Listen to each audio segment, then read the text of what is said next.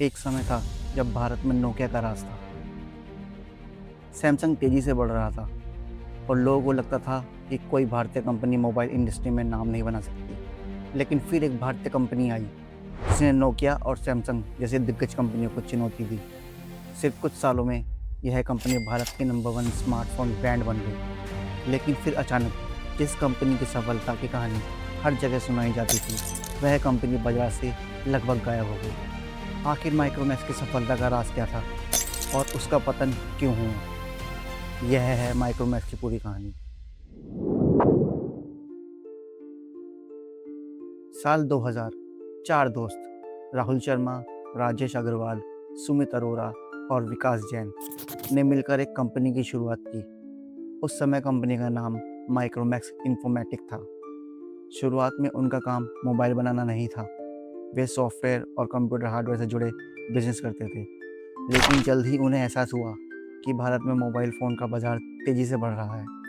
यहीं से उनकी ज़िंदगी बदलने वाली थी।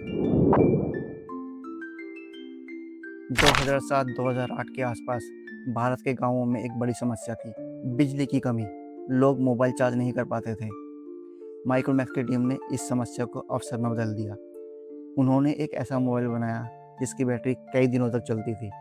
यह फ़ोन था X1 IL। फ़ोन की बैटरी लगभग 30 दिन तक स्टैंड बाय पर चल सकती थी। जहां दूसरे फ़ोन बार बार चार्ज करने पड़ते थे, वहीं माइक्रोमैक्स ने लोगों की असली समस्या का हल कर दिया।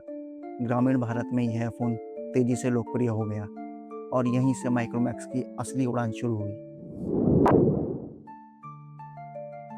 उस समय भारतीय मोबाइल बाज़ार में नोकिया का दबदबा था, लेकिन माइक्रोमैक्स ने एक अलग रणनीति अपनाई। उन्होंने ग्राहकों की ज़रूरतों पर ध्यान दिया। ड्यूल सिम फ़ोन, लंबी बैटरी, कम कीमत, बड़े स्पीकर, टॉर्च, ऐसे फीचर्स जो आम भारतीय वास्तव में चाहते थे। माइक्रोमैक्स के फ़ोन तेज़ी से बिकने लगे। लोगों को पहली बार लगने लगा कि एक भारतीय कंपनी विदेशी ब्रांड का मुकाबला कर सकती है। 2013 से 2015 के बीच स्मार्टफ़ोन का बाज़ार तेज़ी से बढ़ रहा था। माइक्रोमैक्स ने एंड्रॉयड स्मार्टफ़ोन लॉन्च किए। कम कीमत में अच्छे फीचर्स, बड़ी स्क्रीन, बेहतर कैमरा, युवा वर्ग माइक्रोमैक्स की ओर आकर्षित होने लगे। कुछ ही समय में माइक्रोमैक्स भारत की सबसे बड़ी स्मार्टफ़ोन कंपनियों में शामिल हो गई।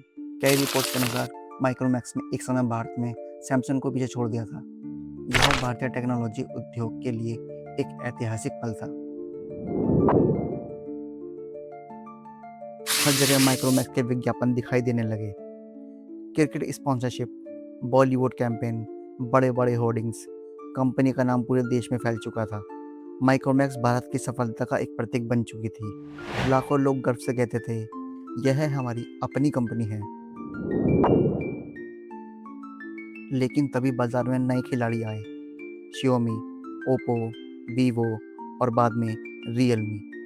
इन कंपनियों ने बेहद आक्रामक रणनीति अपनाई। बेहतर हार्डवेयर, बेहतर कैमरा, कम कीमत, तेजी से नए मॉडल लॉन्च। माइक्रोमैक्स इस रफ्तार का मुकाबला नहीं कर पाई। जहां चीनी कंपनियां रिसर्च और टेक्नोलॉजी में निवेश कर रही थी, वहीं माइक्रोमैक्स धीरे धीरे पीछे छूट रही थी। 2016 के बाद माइक्रोमैक्स की बाजार में हिस्सेदारी लगातार घटने लगी। ग्राहक नए नए ब्रांड की ओर जाने लगे। ऑनलाइन बिक्री का दौर शुरू हो चुका था, लेकिन माइक्रोमैक्स की रणनीति उतनी प्रभावी नहीं रही। कुछ ही वर्षों में जो कंपनी कभी बाजार का लीडर हुआ करती थी, वह टॉप कंपनियों की सूची से बाहर हो चुकी थी।